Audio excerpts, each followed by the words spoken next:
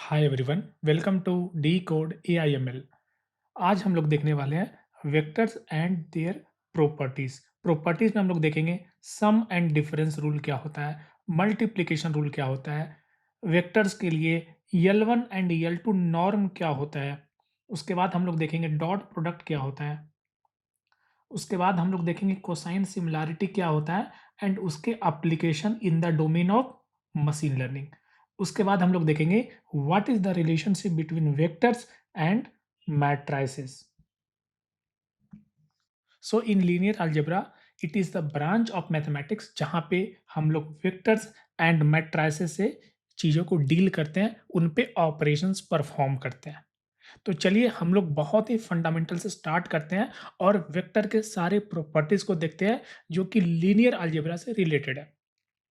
तो सबसे पहले स्केलर क्या होता है? तो स्केलर एक ऐसा क्वांटिटी होता है जिसके पास सिर्फ मैग्नीट्यूड होता है, ठीक है? लाइक एग्जांपल डिस्टेंस, है ना? Distance will always be A positive numeric value, है ना? Speed, speed will always be A positive numeric value, इसका कोई भी डायरेक्शन नहीं होगा, ठीक है? अब आते हैं, देखते हैं वेक्टर क्या होता है ना? तो स्केलर के ऑपोजिट होता है वेक्टर। वेक्टर एक ऐसा क्वांटिटी होता है जिसके पास बोथ मैग्नीट्यूड एंड डायरेक्शन होता है ना?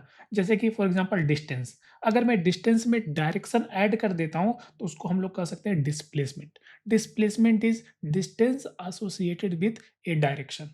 वेलोसिटी, वेलोसिटी में क्या होता है? उसमें मैग्नीट्यूड भी होता है, उसमें डायरेक्शन भी होता है। एक्सेलरेशन, एक्सेलरेशन में क्या होता है? उसमें मैग्नीट्यूड भी होता है और डायरेक्शन भी होता है। फोर्स, फोर्स में मैग्नीट्यूड भी होता है और डायरेक्शन में भी होता है ना? तो ये सारे कॉन्सेप्ट हमने फिजिक्स में देखा था और वहाँ पे हमने देखा था वेक्टर क्या होता है ना? तो ये सारे 10th and 12th level mathematics, ये सारे कॉन्सेप्ट से हम लोग चीज़ों को रिलेट करेंगे और हम लोग देखेंगे वेक्टर का intuitive meaning in the context of linear algebra. तो चलिए हम लोग एक सिंपल प्रॉब्लम देखते हैं।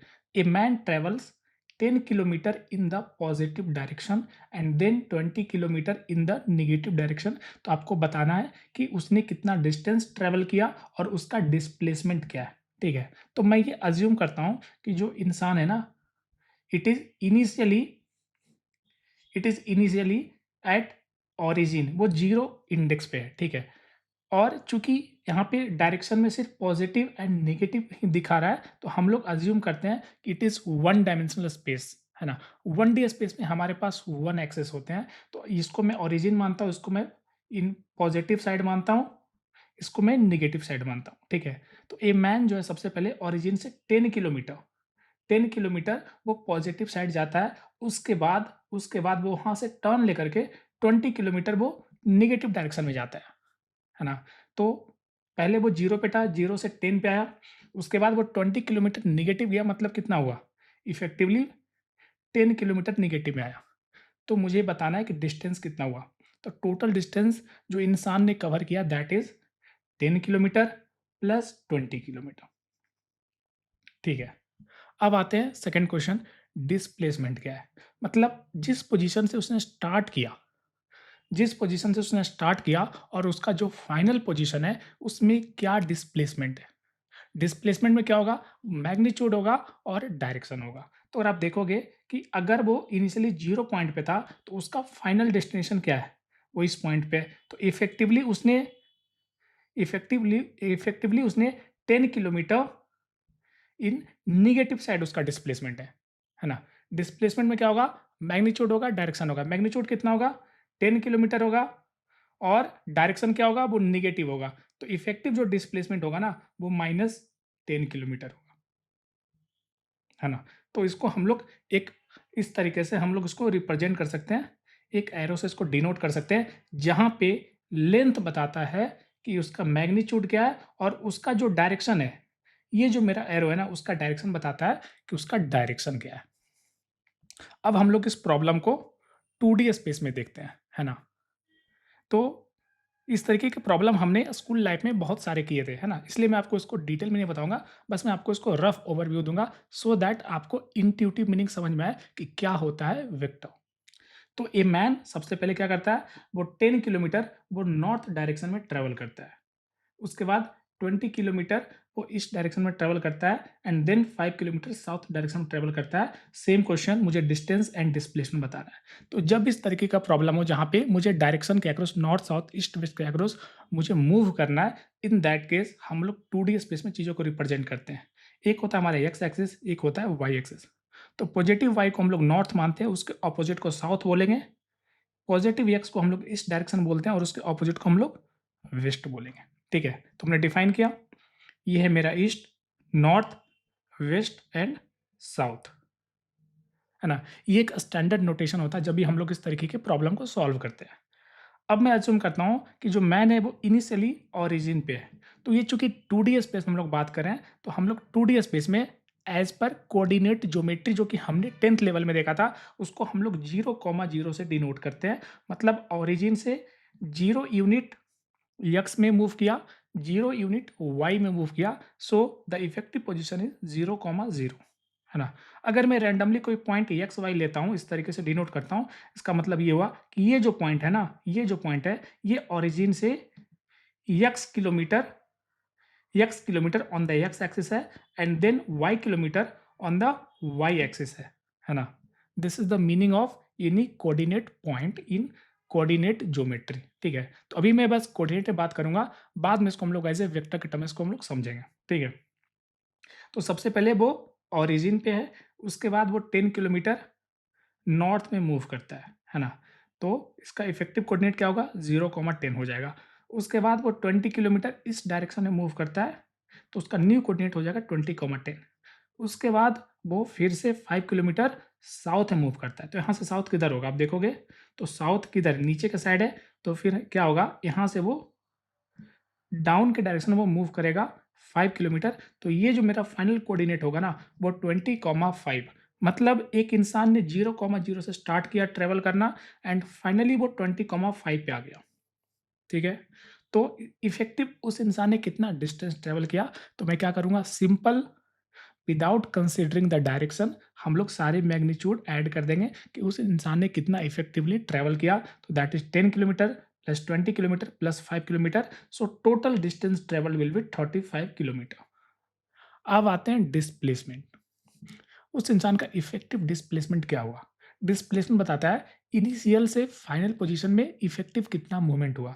तो इनिशियली वो 0, 0 पॉइंट पे था और फाइनली वो क्या है?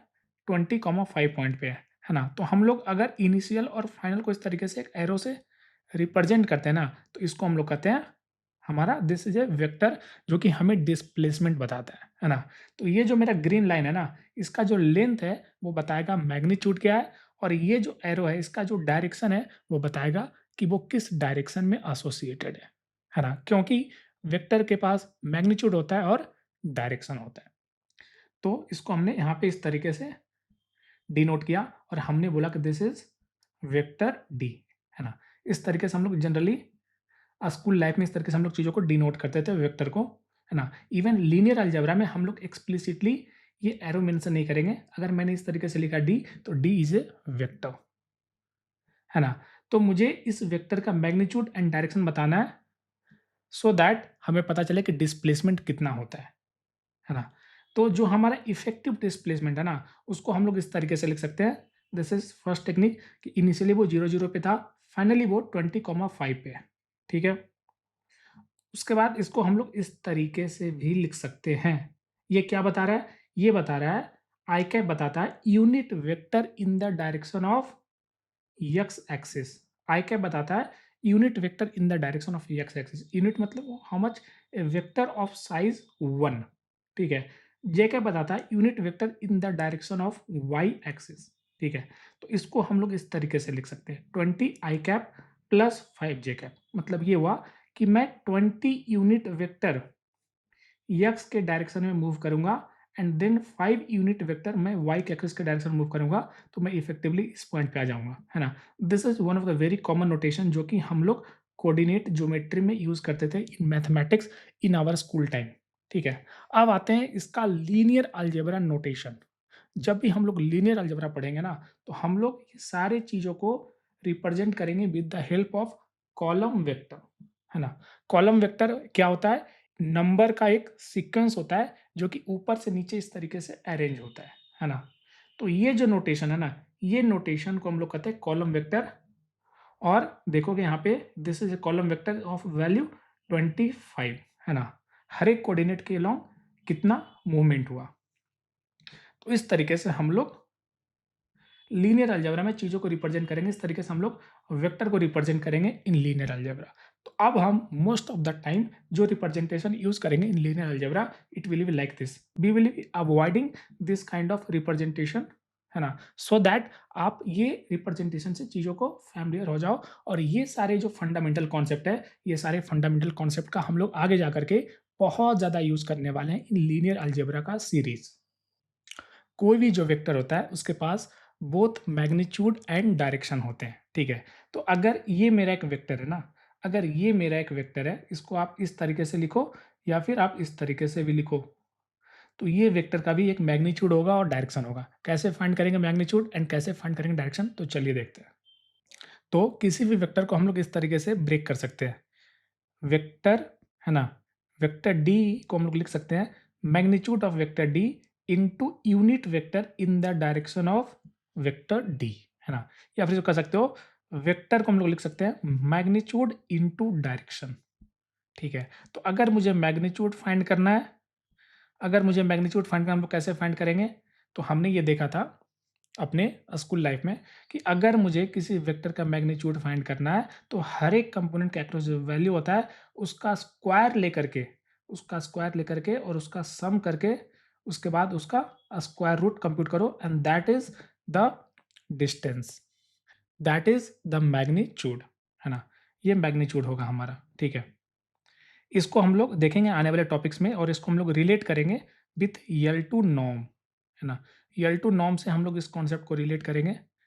और अगर मुझे डायरेक्शन फाइंड करना है, ठीक है, अगर मुझे डायरेक्शन फाइंड करना है, हम लोग कैसे फाइंड करेंगे, हमें मैग्नीट्यूड मिल गया, है ना, हमें वेक्टर भी पता है। तो अगर मुझे डायरेक्शन फाइंड करना है या फिर यूनिट वेक्टर फाइंड करना है, तो डी कैप हो जाएगा हमारा vector D divide by magnitude of vector D. तो मैग्नीट्यूड क्या है, स्क्वायर रूट ऑफ 4 to 5। तो इसको हम लोग 1 बाई इस तरीके से लिख करके और उसको मल्टीप्लाई कर देंगे विथ आवर डी वेक्टर, है ना। तो इस तरीके से हम लोग किसी भी वेक्टर का मैग्नीट्यूड एंड डायरेक्शन फाइंड कर सकते हैं। अब हम लोग देखते हैं कि एक वेक्टर का लीनियर अलजेब्रा पर्सपेक्टिव से चीज़ों को समझते हैं, उसके प्रॉपर्टी को एक एक करके इन डिटेल देखते हैं और इन द एंड हम लोग देखेंगे कि how is it related to a matrix, matrix and vector में क्या रिलेशन होता है। लीनियर अलजेब्रा में अगर हमें किसी चीज़ को विजुअली समझना होता है तो हम लोग ट्राई करते हैं उसको 1D 2D या 3D में प्रोजेक्ट करना, बिकॉज बियॉन्ड 3D चीज़ों को विजुअलाइज करना ऑन पेपर डिफिकल्ट हो जाता है ना। तो चलिए कुछ एग्जांपल से हम लोग चीज़ों को विजुअलाइज करते हैं कि क्या होता है vector in the context of linear algebra, है ना। तो अगर मेरे पास ये वेक्टर 3 4 है तो इसको हम लोग कैसे विजुअलाइज कर सकते हैं, है ना। तो हम लोग मानते हैं कि दिस इज ए वेक्टर और ये जो पॉइंट है ना, ये पॉइंट रिप्रेजेंट करता है कोऑर्डिनेट 3 4। अगर ये 3 4 को रिप्रेजेंट करता है तो हम लोग इसको इस तरीके से लिख सकते हैं एज ए कॉलम वेक्टर, है ना। इसको हम लोग कहते हैं कॉलम वेक्टर।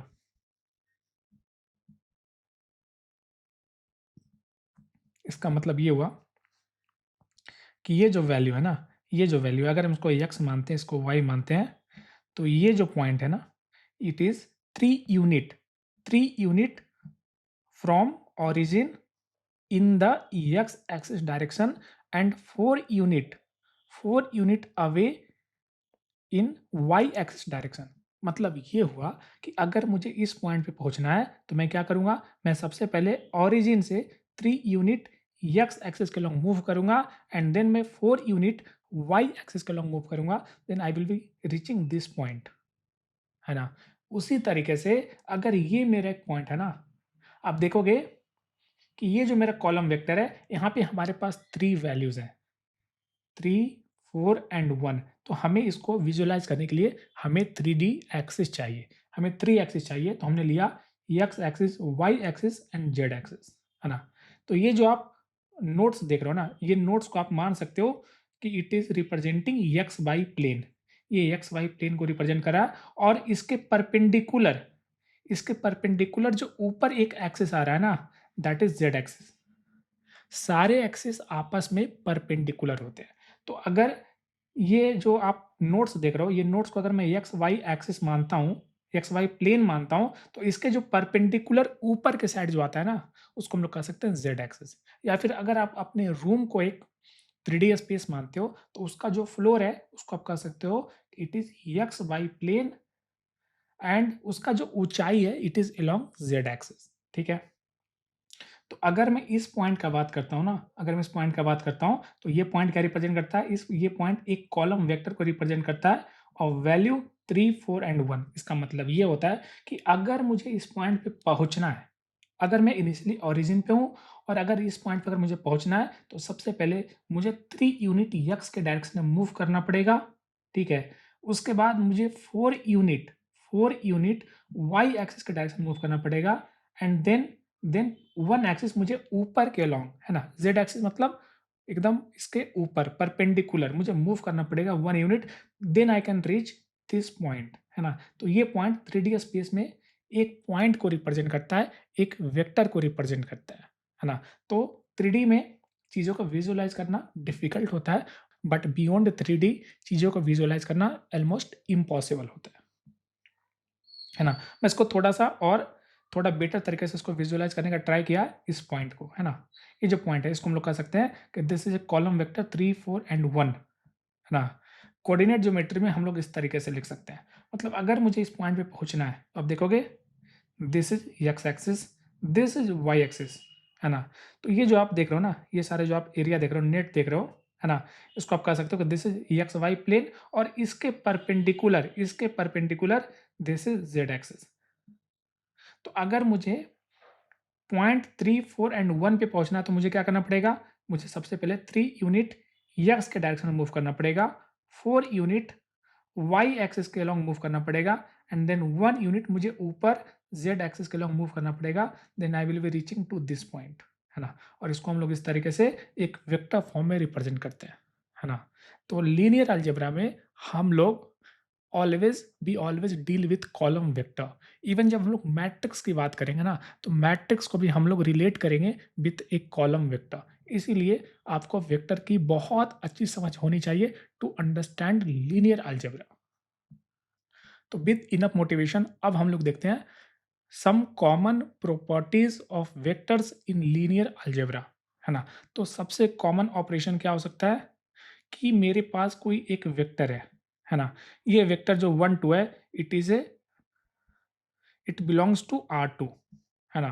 अगर 2D अगर यहाँ पे 2 वैल्यू है तो हम लोग कहते हैं इट बिलॉन्ग्स टू R2। अगर 3 वैल्यूज़ होगा तो हम लोग बोलेंगे इट बिलॉन्ग्स टू R3, है ना? तो मेरे पास एक वेक्टर U है विथ वैल्यू 1, 2 एंड मेरे पास एक लैम्ब्डा एक स्केलर वैल्यू है 3। तो क्या होगा अगर मैं U वेक्टर को एक स्केलर से मल्टीप्लाई करूँगा, है ना? मुझे पता है कि अगर मैं कोई एक वेरिएबल x को किसी स्केलर से मल्टीप्लाई करता हूँ, तो उस वेरिएबल का वैल्यू क्या होता है? वो 3 टाइम्स हो जाता है। अगर मैं किसी वेक्टर में मल्टीप्लाई करूँगा, U एक वेक्टर है, उसमें अगर मैं लैम्ब्डा इज़ इक्वल टू 3 से मल्टीप्लाई करूँगा, तो उसके आउटपुट में क्या इम्पैक्ट होगा, है ना? तो लैम्ब्डा U अगर मैं करूँगा, मतलब ये हुआ कि लैम्ब्डा अगर 3 है एंड U मेरा 1, 2 है, तो क्या होगा मेरा आउटपुट? हर एक कॉरेस्पॉन्डिंग, है ना, एक्सिस के अलोंग जो वैल्यू है, उसको मैं उस नंबर से मल्टीप्लाई कर दूँगा, तो मेरा 1, 2 हो जाएगा, 3 एंड 6, ठीक है? तो अगर इसको हम लोग थोड़ा ग्राफिकल वे में चीज़ों को समझते हैं, तो ये मेरा एक्स एक्सिस है पॉजिटिव साइड, ये मेरा वाई एक्सिस है पॉजिटिव साइड। तो 1, 2 मेरा जो पॉइंट होगा वो समवेयर इधर होगा, तो हमने इसको येलो लाइन से रिप्रेजेंट किया, है ना? ये येलो वेक्टर से हमने इसको रिप्रेजेंट किया। अब मैं अगर किसी वेक्टर में 3 से मल्टीप्लाई करूँगा, तो अगर मेरा पॉइंट ये 1, 2 है, तो 3, 6 किधर होगा? वो समवेयर इधर होगा, है ना? तो आप ये देखो कि अगर ये येलो वाला मेरा पुराना वेक्टर है और 3 से मल्टीप्लाई करने के बाद क्या होता है कि ये जो वेक्टर है ना, वेक्टर के डायरेक्शन में कुछ भी चेंजेस नहीं होता है। There is no change in the direction of vector, the only change is in the length of the vector. अब ये जो मेरा न्यू वेक्टर है ना, उसका लेंथ 3 टाइम्स हो जाता है compare to my previous vector. मतलब ये हुआ कि this example is belongs to 2D। अगर मेरे पास एक 10 डायमेंशनल एक वेक्टर है, अगर मैं उसको कोई स्केलर 5 से मल्टीप्लाई करता हूँ, तो डायरेक्शन में कुछ भी चेंजेस नहीं होगा। द ओनली चेंज जो कि होगा वो उसके मैग्नीट्यूड में होगा, उसका लेंथ में होगा, उसका लेंथ लैम्डा टाइम्स इंक्रीज हो जाएगा। ठीक है, मतलब ये हुआ कि मैंने एक वेक्टर को पिक किया, उसको स्ट्रेच कर दिया विदाउट चेंजिंग द डायरेक्शन। अगर मेरे पास एक दूसरा वेक्टर 1 2 है और मैं उसको लैम्डा इक्वल टू -2 से मल्टीप्लाई करूंगा, तो उसका क्या आउटपुट होगा? सिमिलर कॉन्सेप्ट से क्या होगा, मैं उस लैम्डा को उस वेक्टर के हर एक वैल्यू से मल्टीप्लाई कर दूंगा, है ना? तो चलिए इसका देखते हैं फिजिकल सिग्निफिकेंस क्या होता है। तो अगर मेरा वेक्टर 1 2 है, तो 1 2 समवेयर इधर लाई करेगा, क्योंकि this is positive x, this is positive y, this is negative x and this is negative y. -2 -4 किधर लाई करेगा, तो -2 -4 इस एरिया में कहीं पे लाई करेगा, और आप ये अज्यूम करो कि this is -2 -4 and this is 1 2, है ना? तो हमने ओरिजिन से दोनों पॉइंट को एक वेक्टर से क्या किया, कनेक्ट किया। अब देखोगे ना कि ये वेक्टर और ये वेक्टर में क्या डिफरेंस है। The first difference is that कि ये वेक्टर का जो डायरेक्शन है, ये दोनों का, दोनों एग्जैक्टली ऑपोजिट है। कैसे हुआ? -1 से मल्टीप्लाई करने से। अगर हम लोग किसी वेक्टर -1 से मल्टीप्लाई करेंगे ना, तो उसका डायरेक्शन वो टोटली ऑपोजिट हो जाएगा। ठीक है? उसके अलावा देखो, -2 कब लिख सकते हो? -1 इंटू 2। तो -1 से मल्टीप्लाई करने से क्या हुआ? ये वेक्टर का डायरेक्शन टोटली 180 डिग्री चेंज हो गया, एंड 2 से मल्टीप्लाई करने से क्या हुआ कि ये जो लेंथ है ना, वो लेंथ स्केल अप होकर के 2 टाइम्स हो गया। है ना? तो हमने देखा, चीज़ों को एनालाइज़ किया कि किसी स्केलर से मल्टीप्लाई करने से वेक्टर में क्या चेंजेस होता है ना? ये सारे इंट्यूशन बहुत यूज़फुल होने वाले हैं आने वाले टॉपिक्स में। अब हम लोग देखते हैं L1 एंड L2 नॉर्म। क्या होता है L1 नॉर्म एंड क्या होता है L2 नॉर्म? ये दोनों जो कॉन्सेप्ट है ना, ये दोनों कॉन्सेप्ट का बहुत ज़्यादा यूज़ होता है इन मशीन लर्निंग। मशीन लर्निंग में जब हम लोग रेगुलराइजेशन वाले कॉन्सेप्ट को देखेंगे, है ना? जब हम लोग लॉस फंक्शन वाले कॉन्सेप्ट को देखेंगे, तो हम लोग देखेंगे L1 नॉर्म क्या होता है, L2 नॉर्म क्या होता है। ठीक है? इसीलिए विथ दिस मोटिवेशन चलिए हम लोग L1 एंड L2 नॉर्म को थोड़ा अच्छे तरीके से समझते हैं। तो अगर मेरे पास कोई एक वेक्टर v है ना? जब हम लोग लीनियर अलजेब्रा में वेक्टर को डिनोट करते हैं ना, तो हम लोग सिंपल अल्फ़ाबेट से डिनोट करेंगे। हम लोग एक्सप्लिसिटली कोई एरो नहीं देंगे, ठीक है? तो मेरे पास एक वेक्टर a एंड b है, ठीक है? तो ये वेक्टर क्या होगा? It belongs to R2। 2 value belongs to R2, 5 values belongs to R5, ठीक है? अब अगर मुझे इस वेक्टर का L1 नॉर्म निकालना है, L1 नॉर्म को हम लोग इस तरीके से डिनोट करते हैं, है ना? ये है नोटेशन, ज़्यादा दिमाग नहीं लगाना है, बस नोटेशन को एक बार दिमाग में रखना है। जब हम लोग मशीन लर्निंग देखेंगे, तो हम लोग देखेंगे रेगुलराइजेशन एंड लॉस फंक्शन में हम लोग L1 एंड L2 नॉर्म को कैसे यूज़ करते हैं। तो ये होता है L1 नॉर्म का नोटेशन, और ये होता है L2 नॉर्म का नोटेशन। तो L1 अगर नॉर्म निकालना है ना, तो हर एक कंपोनेंट के लॉन्ग जो वैल्यू है, उसका एब्सोल्यूट वैल्यू कंसीडर करो। This is modulo operator. तो आप एब्सोल्यूट वैल्यू कंसीडर करके और सारे का सम कर दो, है ना? मतलब ये हुआ कि a का मॉडुलो करो प्लस b का मॉडुलो। अगर मेरे पास एक vector a b and c है, मतलब क्या हुआ? a का मॉडुलो करो, b का मॉडुलो करो, सम करो, c का मॉडुलो करो, सम करो। तो इस तरीके से हम लोग L1 नॉर्म निकालते हैं, ठीक है? मतलब ये हुआ कि अगर मैं ओरिजिन पे हूँ और अगर मुझे ये पॉइंट पे जाना है, and the only constraint is that I can not take the shortcut, I can only move along the axis.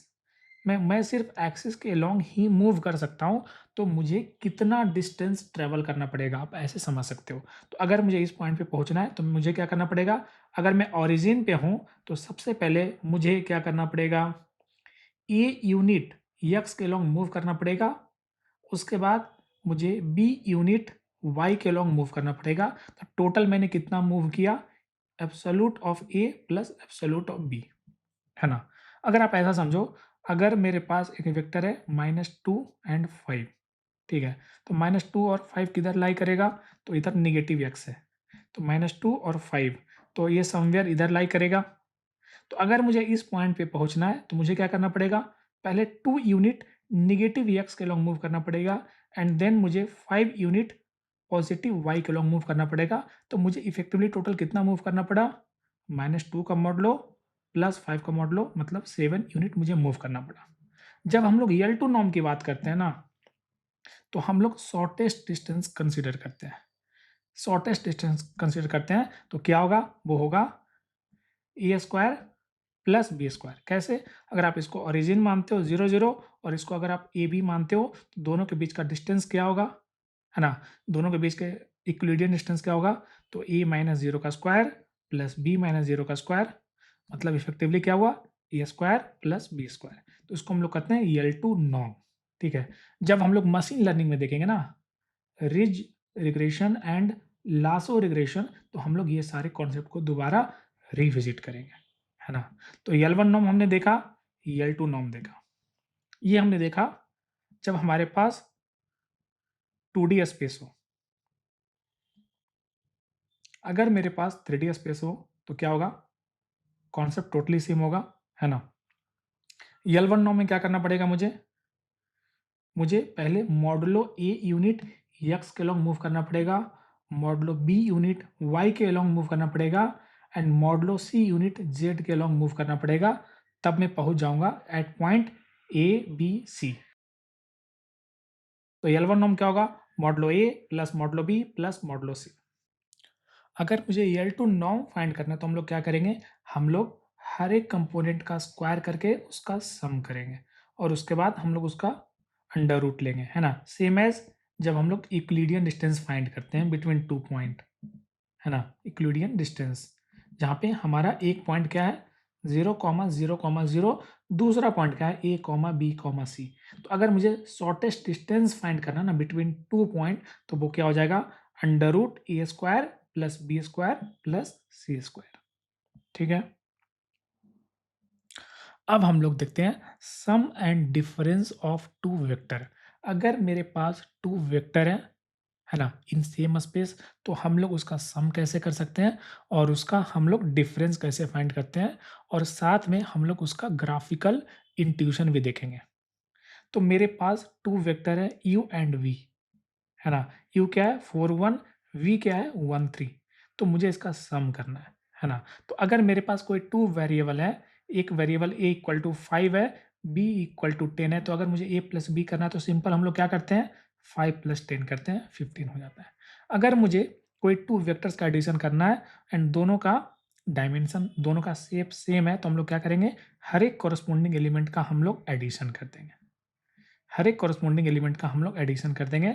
तो 4 प्लस 1 हो जाएगा 5 एंड 1 प्लस 3 हो जाएगा हमारा 4। ठीक है? तो चलिए हम लोग थोड़ा इसको ग्राफिकल वे में इसको समझते हैं। तो ये है मेरा यू वेक्टर, है ना? ये पॉइंट जो है ये 4,1 को रिप्रेजेंट कर रहा है, तो हम लोग कह सकते हैं कि ये मेरा एक कॉलम वेक्टर है 4 1 एंड ये मेरा एक कॉलम वेक्टर है 1 3। मुझे इसका एडिशन करना है। तो एडिशन करने के लिए हम लोग एक प्रॉपर्टी यूज़ करते हैं वेक्टर का एंड वो प्रॉपर्टी क्या है कि किसी भी वेक्टर को आप पैरेलली मूव कर सकते हैं टू इटसेल्फ, है ना? Anywhere in the space without changing its magnitude और डायरेक्शन।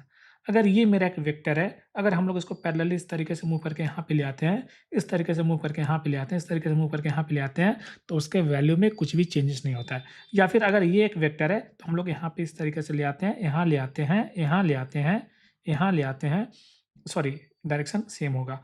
तो क्या होगा कि वेक्टर के ना तो मैग्नीट्यूड में चेंजेस होगा, ना तो डायरेक्शन में चेंज होगा। तो अगर आप वेक्टर को इस तरीके से मूव करते हैं in the space such that ना तो उसका मैग्नीट्यूड में चेंजेस हो, ना तो उसके डायरेक्शन में चेंजेस हो, तो हम लोग कहते हैं कि दैट ऑपरेशन इज वैलिड। ठीक है? तो हम लोग क्या करेंगे? अगर मुझे u प्लस वी करना है ना, तो हम लोग इस वेक्टर को पैरेलली शिफ्ट करेंगे। पहले हम लोग इधर शिफ्ट करेंगे, उसके बाद हम लोग थोड़ा आगे शिफ्ट करेंगे सच दैट कि इसका जो टेल है ना, इसका जो टेल है वो इसके हेड पे आ जाए, इसके हेड पे आ जाए। ठीक है? और इसको पैरेलली शिफ्ट करना है सच दैट कि ना तो इसके मैग्नीट्यूड में चेंजेस हो, ना तो इसके डायरेक्शन में चेंजेस हो। तो हमने जब इसको मूव किया ना, हमने जब इसको मूव किया इस तरीके से, तो आप देखोगे दोनों पैरेलल है, दोनों वेक्टर पैरेलल है, दोनों का लेंथ सेम है, तो हम लोग बोलेंगे देयर इज नो अफेक्ट, है ना? तो हम लोग सबसे पहले इसको यहाँ पे लाएँगे, शिफ्ट करेंगे और उसके बाद जो हमारा फर्स्ट वेक्टर है u का, यू का स्टार्टिंग पॉइंट से लेकर के जो वी है उसका एंडिंग पॉइंट को हम लोग कनेक्ट करेंगे और ये जो मेरा न्यू वेक्टर होगा ना that represent u plus v. ठीक है, क्या होगा? क्या होगा? That will be point 5 and 4, है ना, या फिर 5,4। ठीक है, तो इस तरीके से हम लोग एडिशन परफॉर्म करते हैं, हम लोग सम परफॉर्म करते हैं।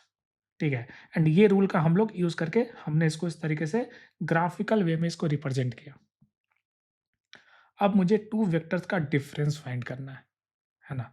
तो अगर मुझे मेरे पास एक वेरिएबल a इक्वल टू 5 है, b इक्वल टू 3 है, तो अगर हम लोग a माइनस बी करना चाहते हैं तो हम लोग सिंपल क्या करेंगे, 5 माइनस 3 इक्वल टू 2 कर देंगे। ठीक है, उसी तरीके से अगर मेरे पास two vector u and v है, अगर मुझे उसका डिफरेंस करना है तो हम लोग क्या करेंगे, हर एक कोरस्पोंडिंग एलिमेंट का हम लोग डिफरेंस लेकर के और सेम शेप का हम लोग न्यू वेक्टर बनाएंगे and this is my u minus v, है ना? अब हम लोग देखते हैं कि इसको हम लोग ग्राफिकल वे में कैसे रिप्रेजेंट करते हैं, है ना? तो हम लोग इसको 2 तरीके से सॉल्व कर सकते हैं। सबसे पहला हम लोग ये वाला सेम टेक्निक यूज़ करके हम लोग इसको सॉल्व कर सकते हैं जहाँ पे हम लोग v को मॉडिफाई करके v डैश कर देंगे। v डैश क्या होगा? माइनस v होगा, है ना? तो पहले मुझे u प्लस माइनस v करना था, अब मुझे क्या करना पड़ेगा? u प्लस v डैश करना पड़ेगा, है ना? तो हम लोग क्या करेंगे? ये मेरा v वेक्टर है, ठीक है? एंड ये मेरा u वेक्टर है। तो सबसे पहले हम लोग क्या करेंगे, माइनस वी ड्रॉ करेंगे। अभी ये u है, ये है हमारा v, तो माइनस वी क्या होगा? हमने देखा था ऊपर कि अगर हम लोग -1 से मल्टीप्लाई करते हैं तो उसका लेंथ तो सेम होता है लेकिन उसका डायरेक्शन टोटली 180 से चेंज हो जाता है, तो वो इस तरीके से हो जाएगा। ठीक है? तो क्या होगा? माइनस वी इस तरीके से हो जाएगा और उसके बाद हम लोग इसको पैरेलली इस तरीके से मूव करेंगे सच दैट कि इसका जो टेल है वो इसके हेड पे आ जाए, है ना? और पैरेलली मूव हो। ठीक है? तो ये हो जाएगा हमारा माइनस वी वेक्टर। ये हमने डॉटेड लाइन से डिनोट किया माइनस वी, ये मेरा माइनस वी वेक्टर है। तो अगर ये मेरा यू वेक्टर है, अगर ये मेरा वी वेक्टर है, तो यू प्लस, अगर ये मेरा माइनस वी वेक्टर है तो यू प्लस माइनस वी जो होगा वो इस तरीके से हम लोग इस वेक्टर को डिनोट कर सकते हैं बाय द सेम कॉन्सेप्ट जो कि हमने अभी ऊपर देखा है ना? और इसका जो कोऑर्डिनेट होगा ना वो होगा 3, -2। ठीक है? तो हमने देखा चीज़ों को ग्राफिकल तरीके से। इसको हम लोग दूसरे तरीके से एक सिंपल तरीके से इसको ऐसे देख सकते हैं कि difference of two vector is the vector drawn from tip of second vector to the tip of first vector. ये मेरा फर्स्ट वेक्टर है, ये मेरा सेकंड वेक्टर है। तो अगर मुझे u माइनस वी करना है तो हम लोग क्या करेंगे कि v के हेड से u के हेड पे हम लोग एक वेक्टर ड्रॉ करेंगे, है ना? हम लोग एक वेक्टर ड्रॉ करेंगे और ये जो मेरा वेक्टर होगा ना it will be u minus v vector. ठीक है? अब हम लोग चलते हैं next topic, dot product of vector, है ना? इवन दो हमने इसको पहले भी इसको देखा है एक बार, बट हम लोग फिर से इसको देखते हैं क्या होता है वेक्टर्स में डॉट प्रोडक्ट ऑपरेशन। ये ऑपरेशन बहुत ज़्यादा कॉमन होता है across machine learning. Machine learning में हम लोग इस ऑपरेशन का बहुत ज़्यादा यूज़ करते हैं। डॉट प्रोडक्ट ऑपरेशन का हम लोग एक्सटेंसिवली यूज़ करते हैं। तो अगर मेरे पास two vector of same shape है, एक क्वांटिटी वेक्टर, एक है प्राइस वेक्टर, है ना? क्वांटिटी वेक्टर ये रिप्रेजेंट कर रहा है कि मैंने किसी पर्टिकुलर कैटेगरी का 3 आइटम्स खरीदा और हर एक आइटम का प्राइस 10 रुपीज़ है। मैंने 5 आइटम्स खरीदा कैटेगरी बी का, उसका प्राइस है पर आइटम 20 रुपीज़। कैटेगरी सी का मैंने 2 आइटम्स खरीदा और हर एक आइटम का प्राइस है 30 रुपीज़। तो टोटल कॉस्ट ऑफ परचेज़ कितना होगा, है ना? तो ब्रूट फोर्स तरीका क्या होगा, हम लोग 3 को 10 से मल्टीप्लाई करेंगे, 30 होगा। उसके बाद हम लोग 5 को 20 से मल्टीप्लाई करेंगे, 100 होगा। उसके बाद हम लोग 2 को 30 से मल्टीप्लाई करेंगे, ये 60 होगा। सारे का सम करेंगे तो मेरे को मिलेगा टोटल कॉस्ट ऑफ परचेज। और ये जो ऑपरेशन हमने किया ना, ये जो हमने ऑपरेशन किया, this is dot product operation.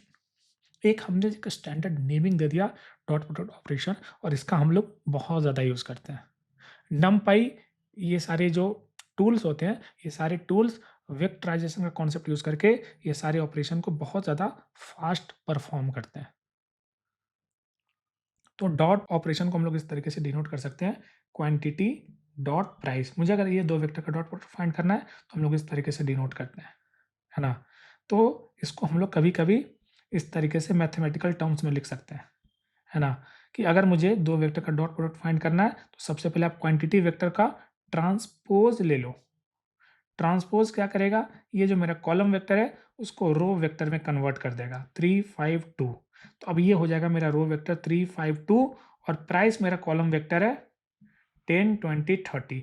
अब ये दोनों वेक्टर का अगर मैं मल्टीप्लिकेशन करूँगा ना, मैट्रिक्स मल्टीप्लिकेशन, अगर इस दोनों को एक मैट्रिक्स मानता हूँ, m1, m2, और अगर मल्टीप्लिकेशन करूँगा तो सिंपल क्या होगा, दोनों का मल्टीप्लिकेशन हो जाएगा and this is my dot product of two vector quantity and price. कैसे इंप्लीमेंट करेंगे? तो अगर मुझे स्क्रैच से इंप्लीमेंट करना है तो मेरे पास एक वेक्टर क्वांटिटी है, एक प्राइस है, ठीक है? हम लोग इसको एज ए वेक्टर मान सकते हैं। और मुझे अगर फाइंड करना है टोटल कॉस्ट क्या होगा, तो हम लोग इसको इनुमरेट करेंगे लूप को क्वांटिटी, ये जो मेरा वेक्टर है ना, उसका जो लेंथ है उतने टाइम्स इसको आइट्रेट करेंगे और हर एक आइट्रेशन में क्वांटिटी को कोरस्पोंडिंग प्राइस से मल्टीप्लाई करके और एक ग्लोबल वेरिएबल कॉस्ट में ऐड करते जाएंगे और लास्ट में हम लोग कॉस्ट को प्रिंट कर सकते हैं। तो अभी आप ये सोचो कि अभी आपके वेक्टर का लेंथ है 3। अगर आपके वेक्टर का लेंथ है 10 टू द पावर 6, तो ये लूप कितनी बार आइट्रेट होगा? 10 टू द पावर 6। और हमने पढ़ा है, बार-बार पढ़ा है कि पाइथन में loop iteration it is very slow operation. तो अगर ये स्लो ऑपरेशन है तो इसको अगर फास्टली परफॉर्म करना है तो नमपाई हमें एक वेक्टराइजेशन का फ्लेक्सिबिलिटी देता है। ये इंटरनली एक वेक्टराइजेशन का कॉन्सेप्ट का यूज़ करता है और गुड पार्ट ये है कि इसको यूटिलाइज़ करने के लिए यू डोंट नीड जीपीयू। ये सीपीयू पे ही इस ऑपरेशन को परफॉर्म करता है और ये जो लूप वाला लॉजिक है ना, उसको ईज़िली परफ़ॉर्म करता है। कैसे? हम लोग सिंपल क्या करेंगे, नमपाई जो लाइब्रेरी होता है उसके अंदर एक डॉट मेथड होता है जो कि डॉट प्रोडक्ट ऑपरेशन परफ़ॉर्म करता है। आप सिंपल इसके अंदर 2 लिस्ट या 2 नमपाई अरे पास कर सकते हो। तो हमने क्वांटिटी पास किया, हमने प्राइस पास किया, ये डॉट प्रोडक्ट ऑपरेशन परफ़ॉर्म करके हमें डायरेक्टली कॉस्ट रिटर्न करता है। तो अगर हमें लीनियर अलजेब्रा के ऑपरेशन का यूज़ करना है, तो हम लोग हर एक कोड को स्क्रैच से नहीं लिखेंगे लाइक दिस। हम लोग जो available tools, available library, available जो फ्रेमवर्क है, उसका एक्सटेंसिवली यूज़ करके हम लोग ये सारे ऑपरेशन को एक सिंगल लाइन में परफ़ॉर्म कर सकते हैं। अब हम लोग देखते हैं, अगर हमारे पास 2 वेक्टर्स हैं और अगर हम लोग उसका कोसाइन सिमिलैरिटी फाइंड करना चाहते हैं, तो हम लोग कैसे फाइंड करेंगे? उसके पहले हम लोग कुछ फंडामेंटल कॉन्सेप्ट देखेंगे रिलेटेड टू वेक्टर्स, है ना? कोसाइन सिमिलैरिटी का हम लोग बहुत ज़्यादा यूज़ करते हैं in computing the similarity score. अगर आपके पास 2 सेंटेंस है, यस 1 एंड यस 2, और आपके पास सेंटेंस 1 का एम्बेडिंग है ना? एम्बेडिंग क्या होता है हमने इसको देखा था लास्ट लेक्चर में। अगर यस 2 का एम्बेडिंग है, तो हम लोग डायरेक्टली फाइंड कर सकते हैं दोनों सेंटेंस के बीच कितना सिमिलैरिटी है ना? By computing cosine similarity between S 1 and S 2।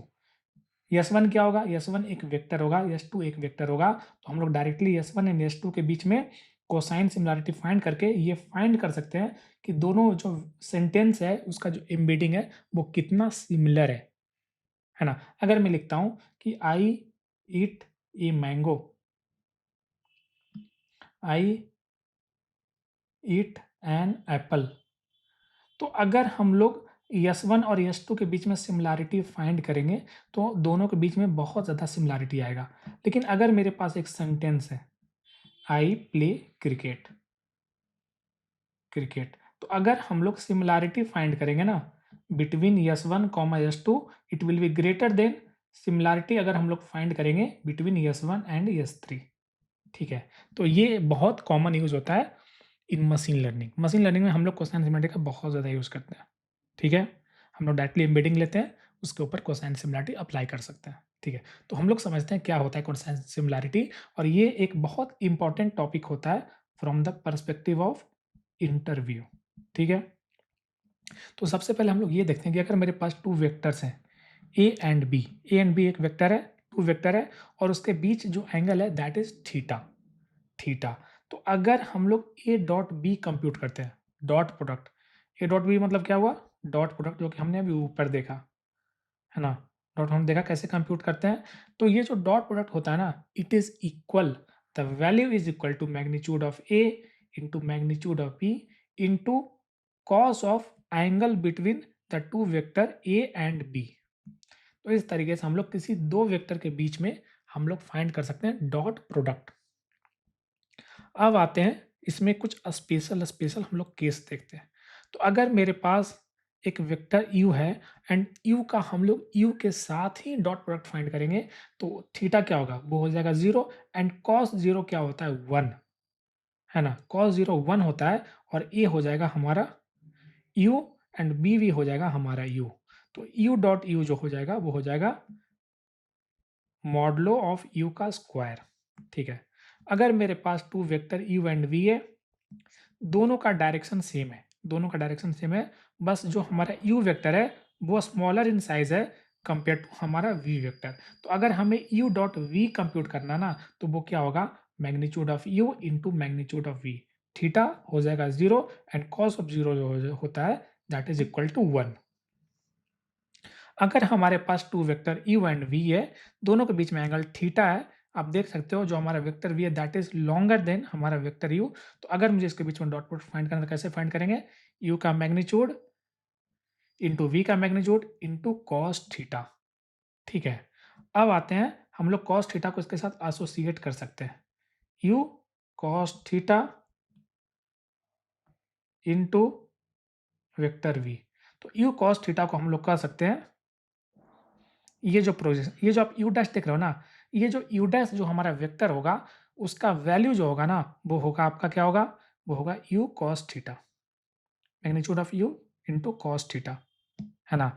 मतलब ये जो प्रोजेक्शन है ना, ये परपेंडिकुलर लाइन ड्रॉ करो और ये जो इसका प्रोजेक्शन होगा दिस इज u डैश, और u डैश होगा हमारा magnitude of u into cos theta, जिसको हम लोग u डैश से रिप्रेजेंट करते हैं। मतलब u into v equal to u का प्रोजेक्शन ऑन वेक्टर v का magnitude into magnitude of vector v।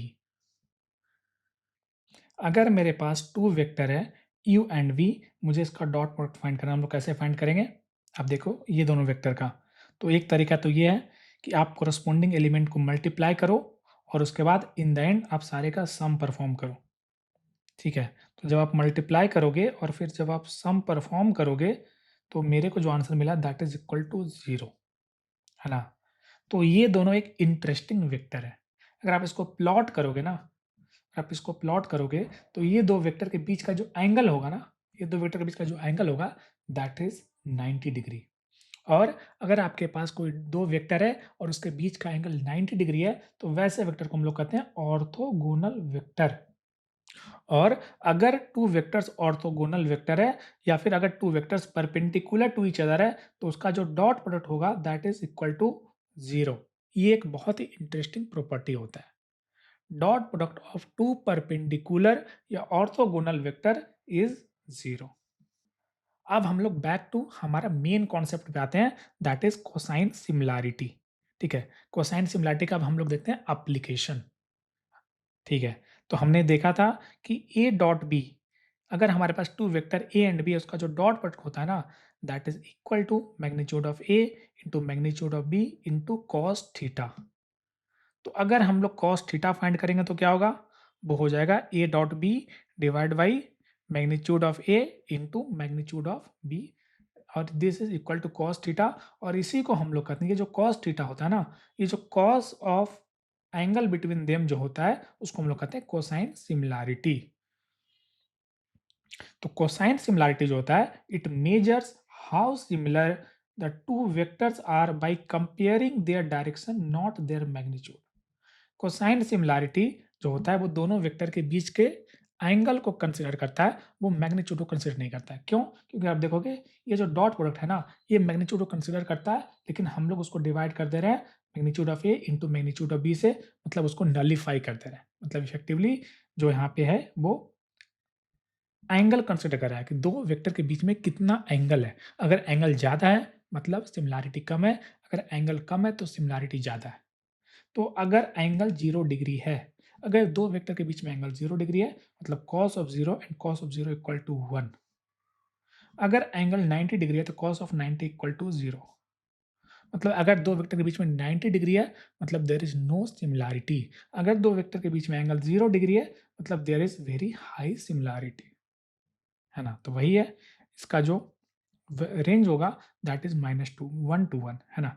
ये क्वेश्चन पूछा जाता है इंटरव्यू में, है ना? तो अगर 2 वेक्टर के बीच में अगर हम लोग सिमिलैरिटी कंप्यूट करते हैं, अगर वो 1 है, इसका मतलब ये हुआ कि दोनों वेक्टर सेम डायरेक्शन में है and they are very much similar.